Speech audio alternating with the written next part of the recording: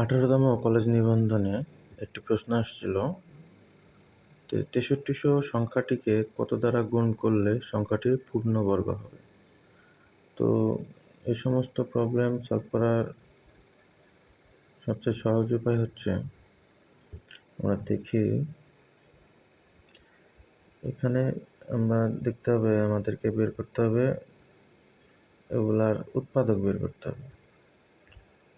উৎপাদক বের করে দেখি, আমরা শর্টকাট করে নেব, যেহেতু দুইটা শূন্য আছে, তা আমরা ওইটাকে বাদ দিয়ে করব 63 উৎপাদক করব। আমরা 63 উৎপাদক করলে কি বের হয় দেখব, হচ্ছে 7 9 63। আবার 9কে 3 দ্বারা করলে 3। এখন এখান থেকে দেখা যাচ্ছে যে দুইটা যে উৎপাদক পাইছি, মানে টোটাল 3টা উৎপাদক পাওয়া গেছে, তার মধ্যে দুইটা সেম, আর একটা হচ্ছে কি,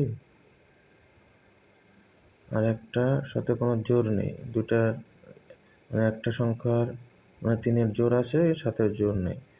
তো সুতরাং এখানে আমরা বলতে পারি এই সংখ্যাটাকে যদি আমরা 7 দিয়ে গুণ করি, তবেই সংখ্যাটি পূর্ণবর্গ হবে।